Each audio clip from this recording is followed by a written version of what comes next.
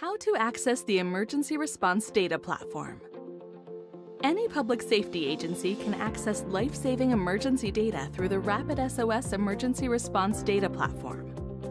There are two ways of doing so. RapidSOS Portal is a powerful web-based tool that enables you to manage emergencies and access location and supplemental data for every call in your jurisdiction. Signing up for RapidSOS Portal is easy and only takes a few minutes. In addition to emergency management tools and data, RapidSOS Portal includes a training platform as well as administrative tools to manage user permissions, track usage, and analyze trends in your agency. To learn more and sign up for RapidSOS Portal, please visit rapidsosportal.com. RapidSOS also integrates with every major CAD, CPE, mapping, or other public safety softwares. With an integration, you can receive RapidSOS data through your existing workflow, and you won't need any additional screens, tabs, or windows.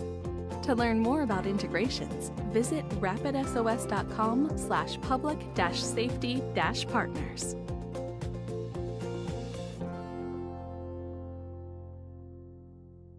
So welcome. This is week 9 of the On Scene First 2024 summer and fall ENP study group. So if you're planning on taking either of those tests, this is the session for you. Just have a couple of housekeeping things as usual. This live session will run until June 21st, 2024. If you are stumbling upon this YouTube video or stumbled upon me in any other way, and you would like to join the actual study group itself, you can either scan the QR code there to the left or head on over to onscenefirst.com/training/study ENP. And you can just fill out that form and you will be added to the live calendar invite and the Google group. And the Google group is where I send the recap after every session. Usually it is by the end of the day, Monday following the Friday session. Today's a Wednesday session, so it'll hopefully be either today or tomorrow that I will get this up in the Google group as well as on YouTube. If you're watching this after June 21st and you would like access to the archived materials from this particular study group, you can still visit that same website, onscenefirst.com/training/study ENP, or scan the QR code there to the right. And it will indicate that you can fill out that form to get access to the previous archived materials. Either way, this session is going to be good for a few of the exams. I don't see the information changing majorly before even next February's exam. So, and then I will be taking a hiatus from the live study groups, but I'm going to be creating another platform that will house all of the archive materials. If you would like to get information on that, or when we will do the next live study group, just head on over to onscenefirst.com and register or subscribe to our newsletter. Follow me on social media. You'll see it posted there as well. And even if you're taking the ENP exam in the near future and want to keep up with my shenanigans, you can subscribe to the newsletter as well. So there's that. Want to say thank you to RapidSOS. They are the premier study group sponsor for the On Scene First live study groups. I have been beyond appreciative to them and what they have done to support me. And this is number 8 of the live study groups. So folks that have won the scholarships that were available for this particular session have been notified. You should have registered already by Friday if you are going to be taking the summer exam, and I will put out those winners of the scholarship just to give them a shout out a little bit later.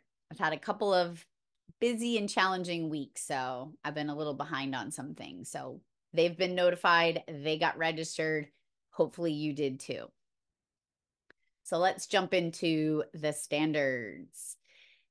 As I just mentioned, if you're just joining now, we're not going to have a very long session today, but I didn't want to not have one. It's always good to have one. We have plenty of time to get all of the material covered by the 21st. And if I should see anything preventing that from happening, I will just record a session and send it out prior to the end of the session. But we are on a good track. I had a few extra weeks built in there, and you will have plenty of time to buckle down and study all of the materials before the summer exam. So here we go. There is information in the study manual. Oh, it's in the other room. In the study manual on standards, I would at minimum recommend that you head on over to the nena.org/page/standards website. In the manual, NENA often adds additional links to the information that is in there in the manual to say it's not just the stuff that's here in the manual, but you should also familiarize yourself with this particular link. And this is one of those links. So the NENA standards and other documents.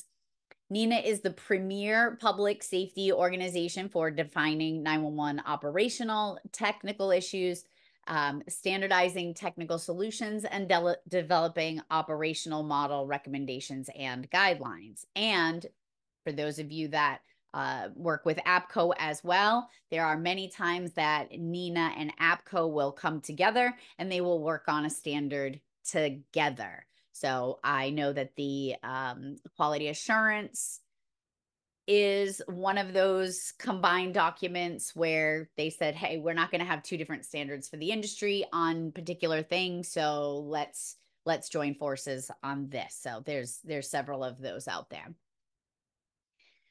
We're going to go through each one of these specifically, but these are the NENA, what are identified as NENA documents.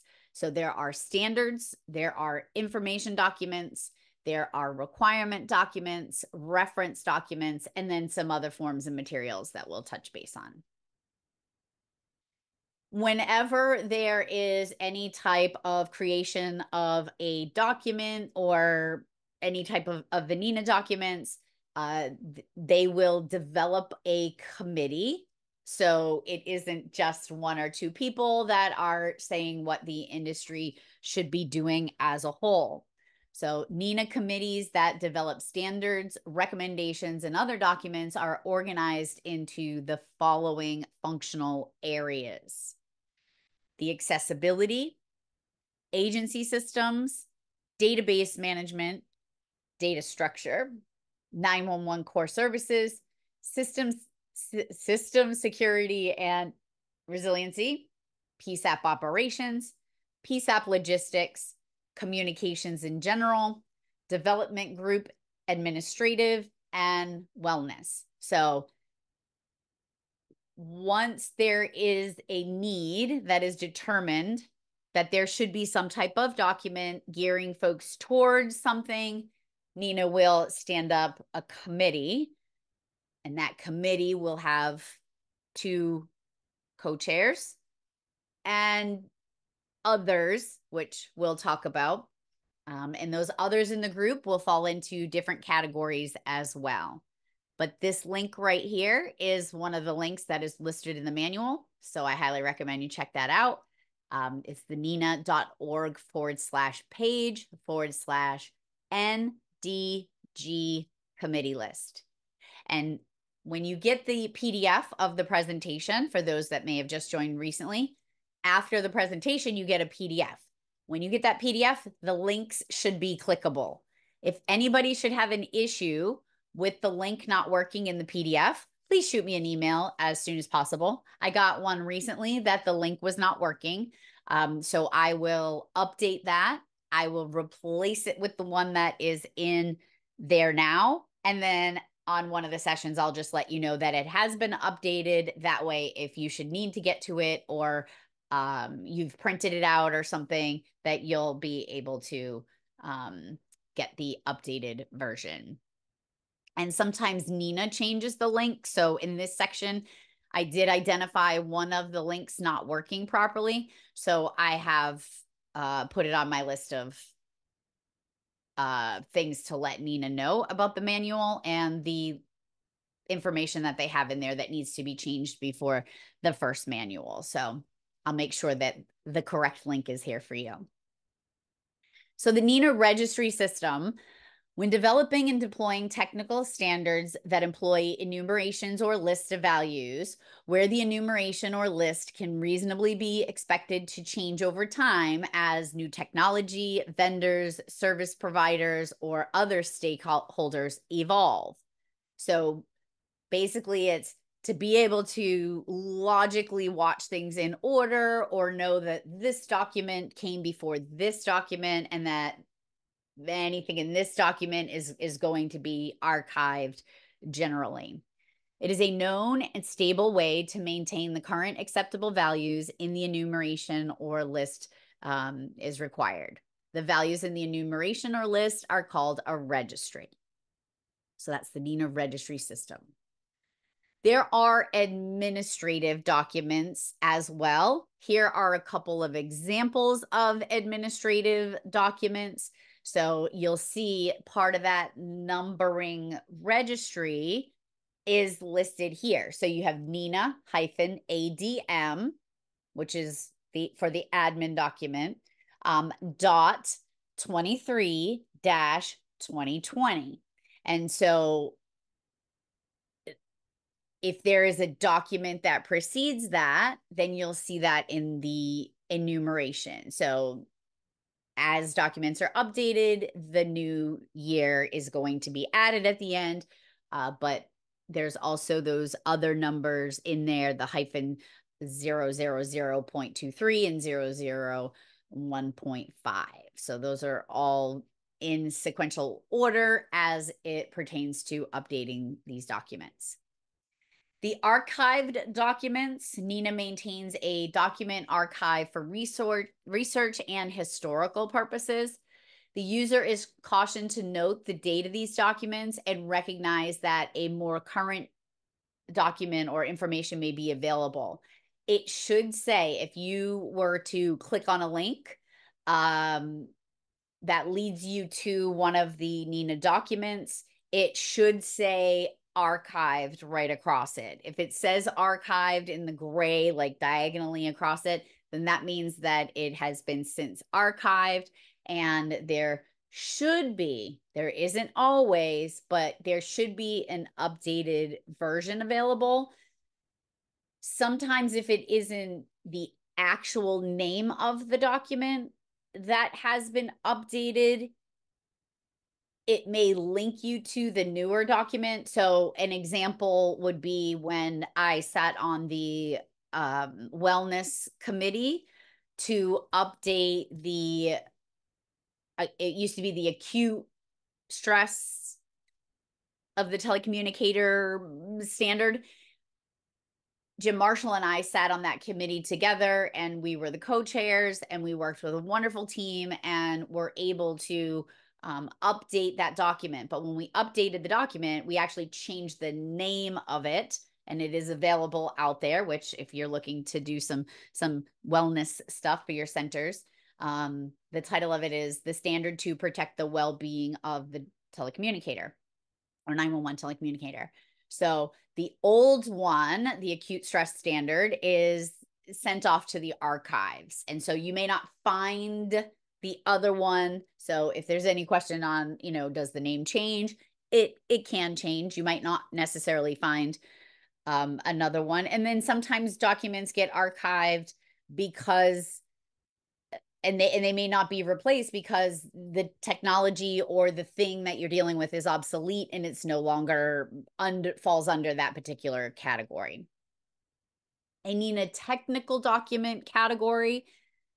So we have a NENA information document. It's used as a means of distributing information on a particular subject to the public safety industry at large. So when I was working at Rapid SOS, I remember there being a information document. I would have to go back and find it and remember what it was called, but there was an information document that NENA put out to kind of explain to the industry as a whole what device-based location was, because at the time it wasn't really part of this plan, or it wasn't publicly part of the plan. It wasn't out there yet.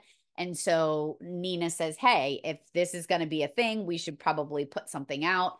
And that is considered an information document. And it doesn't have to go through the stringent process that an ANSI standard would go through. And we'll talk about that in a minute. NENA requirements documents are developed by the NENA committee. It is used as a basis for a NENA committee or outside standards development organization to develop formal industry accepted standards or guidelines. So it's kind of the steps that have to take place for a committee to be stood up, the standard development organization to be able to create standards. There are rules that have to be followed. You can't just say, oh, you know what, I'm going to create a standard for the industry and just let it go. The NENA standard itself is the minimum characteristics of a system that, when implemented, assures reliable and effective system performance by the limited requirements. It includes, but not limited to, requirements or specifications. Okay, so it basically says that as an industry, a standard says, as an industry, this is what we deem reasonable. And a lot of different people have their hands on that particular standard. And you'll see at the end, I will show you kind of, remember the, what the heck show was it? I just immediately think of James Lockerbie and you know how a bill becomes a law and the little thing. We're going to do one of those for how does the document become a NENA standard. So you'll see the process in which it has to go through. But there's a lot of hands that create it, as well as a lot of eyeballs that look at it, a lot of editing that gets done. And the standard doesn't always tell you what you have to do or should be doing. Could be open to interpretation, but just be mindful that a standard is just that. It's a standard for the industry, and it says, you know, this is what we've come together as a whole to say this makes sense for this particular thing. And I know this is just a little tidbit of information. I have yet to find this, and I just think it's super interesting, is that there is no standard out there that actually says what the standard is for address verification. It says you should have address verification and that there needs to be address verification, but there's no actual standard that spells it out. And then the other side of that, and this is why standards are important, right? So if you make an assumption that something is correct and you're doing something and you think you want to change how you're doing something, going to the standards, reading the standards, and looking for what is the standard of the industry. Another place that I found recently is the TTY function. So while there are standards in place that address TTY, etc., in that you should challenge each call with a TTY. If we haven't talked about the TTY, we will. I just can't remember timing wise because I teach it in a bunch of my classes. So I don't remember if we've talked about it here. But in that standard, it doesn't say where in the call or for how long you should engage in the TTY, or because in Massachusetts, we have the silent call procedure.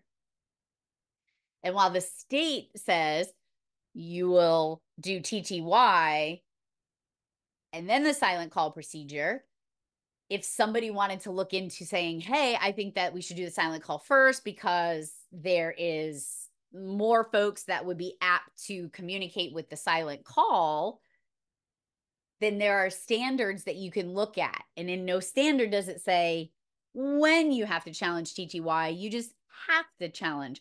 So use those standard documents to help you create your policies and procedures. They're there and they're super beneficial. A NENA reference is a publication that may contain examples that do not fit a typical standard information or requirement document, such as public education, PSAP training, white paper, a checklist, and website materials. So this is a NENA reference, just kind of gets cataloged as saying, hey, this is just something, that we wanted to make sure that was available to you. And it may not even be something that is necessarily, I don't want to say endorsed, but they just feel like it is important information to get out. So it will be listed as a NENA reference. So how does a document become a standard? NENA documents go through an established, detailed review and approval process. I had no idea what I was getting myself into when Laurie Anderson said, hey, do you want to be a co-chair with Jim Marshall on updating the wellness standard? And I was like, yeah, sure. I had no idea. None. It's a lot of work. It was rewarding work. There's no question about it. And I encourage folks to get involved. There's a lot of committees out there right now that are creating and updating standards. And the website that I'm going to give you on the last page of this is where you can go to find out which committees are in place right now and which ones need people. And you can join halfway between, the sessions. There's no there's no set time when you are going to join. So there's that. This process is modeled after the American National Standard Institute, which is the ANSI process. I'm sure folks have heard it, but may not know exactly what it is. The NENA standard development process includes the following steps. So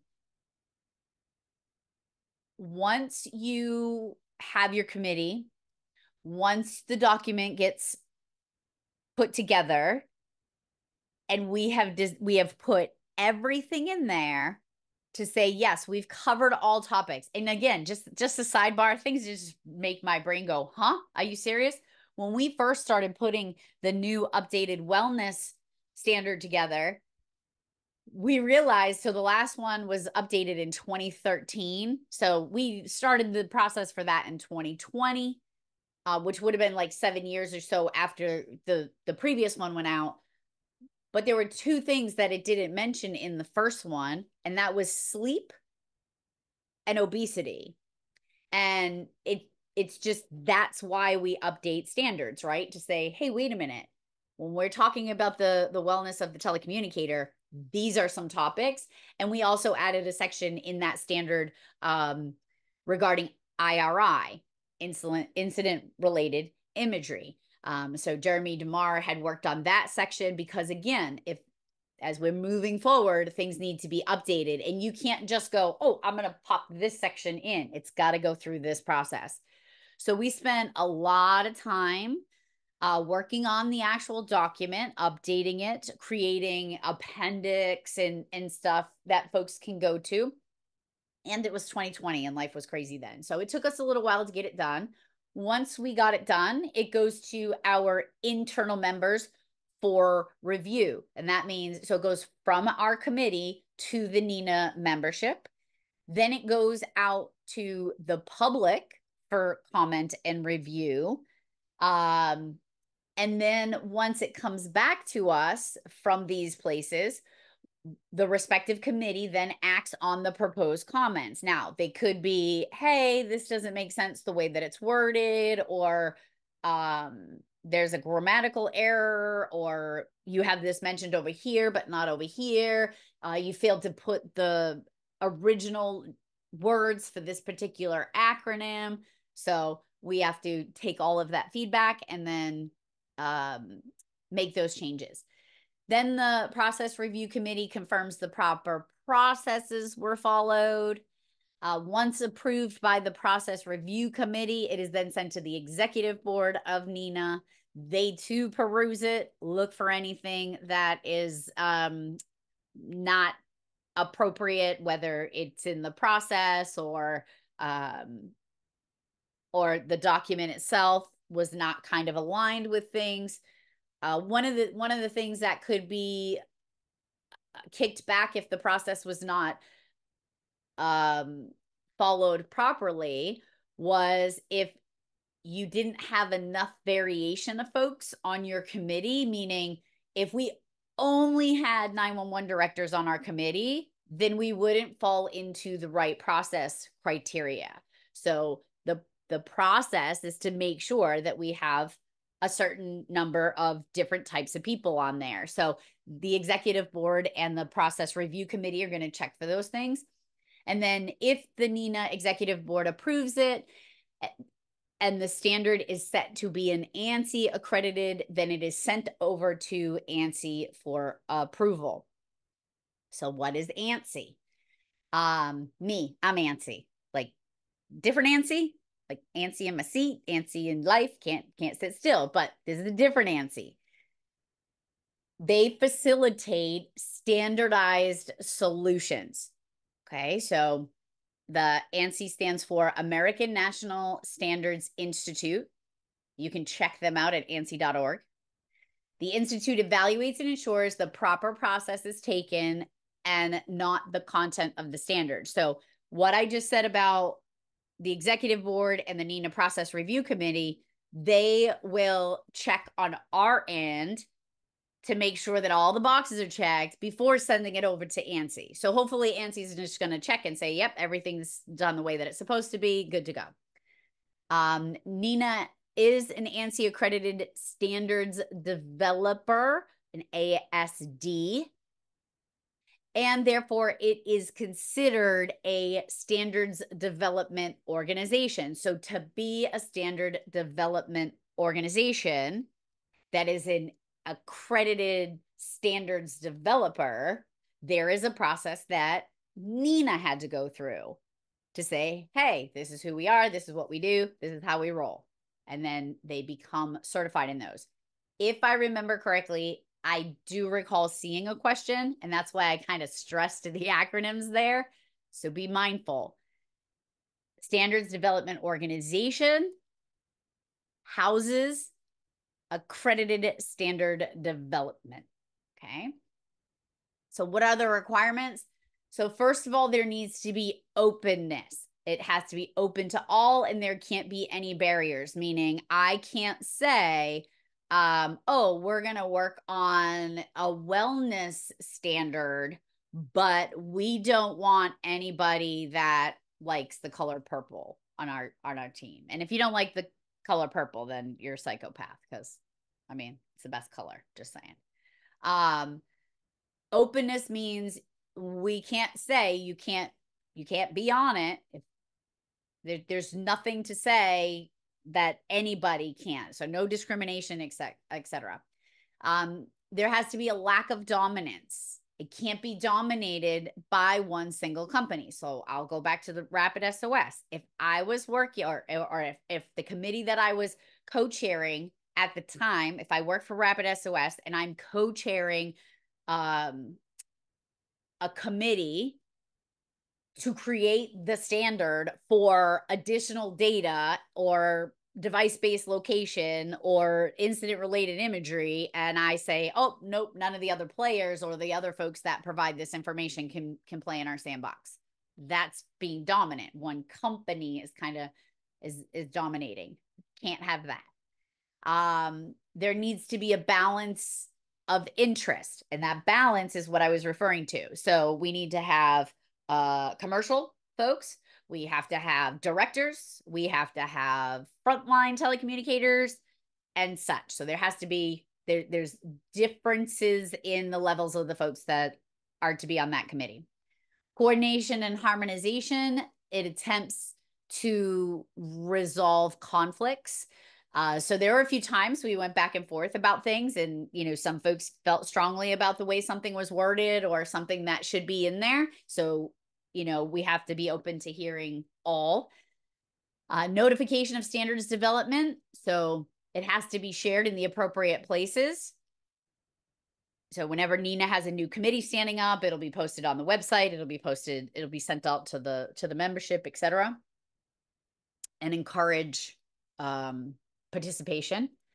Consideration of views and objectives, time allowed for review and comment. So you don't put it out and say, oh, we need it back Tuesday and today's Monday, right? So there has to be appropriate time put aside in the process. There can't be an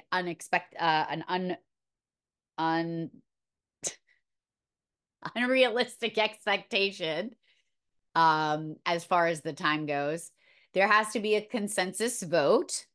So generally, everybody has to agree it's time for it to go. There can be an appeal. There must have an identifiable and agreeable appeals process. So if it gets kicked back, if it goes and there's questions, there has to be the time for that to be appealed. And then written procedures. So written procedures shall govern the standards process. And so that was something that I worked on when I was doing that in our particular group, because, and I was working with Laurie, we had created a slide deck that kind of said, hey, these are all the things that, you know, you need to know as you're going to embark on this particular journey. And then this is what that timeline looks like. So the working group gets set up. We create the draft standard. It goes out to the members of the organization. It goes out to the public. It comes back to the work group leaders to say, hey, these are things like we can make, you know, reasonable changes if there was maybe a word wasn't spelled correctly, or you know, if we put PTSD but we didn't put post-traumatic stress disorder. Those are simple changes.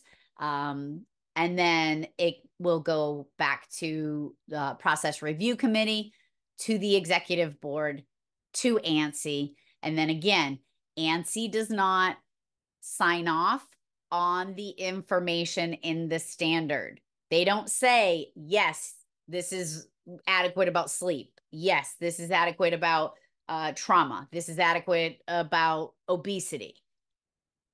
They basically just check the boxes to make sure that the process was followed and all of the I's were dotted and all of the T's were crossed.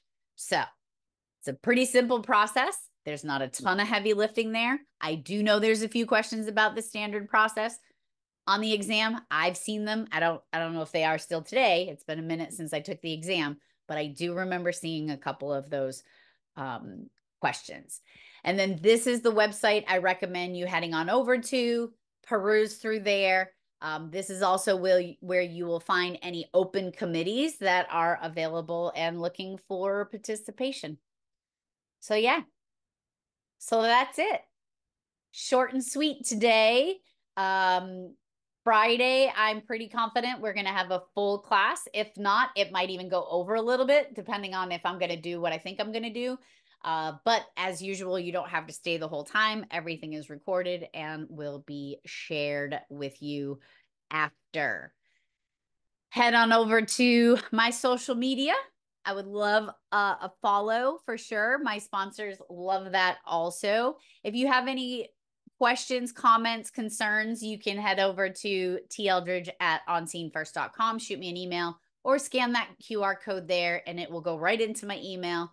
And don't forget, we have a safe place on Facebook, a private Facebook group, On Scene First Safety Net, where we come together as a group of first responders.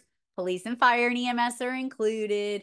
But if you do join, please make sure that you put your agency on there, so I don't have to go kind of snooping on your page to see if you are in public safety. We want to keep our first responders safe. So with that, thanks for joining me today. I appreciate you. And until next time, heroes, stay safe, stay strong, stay here. We need you.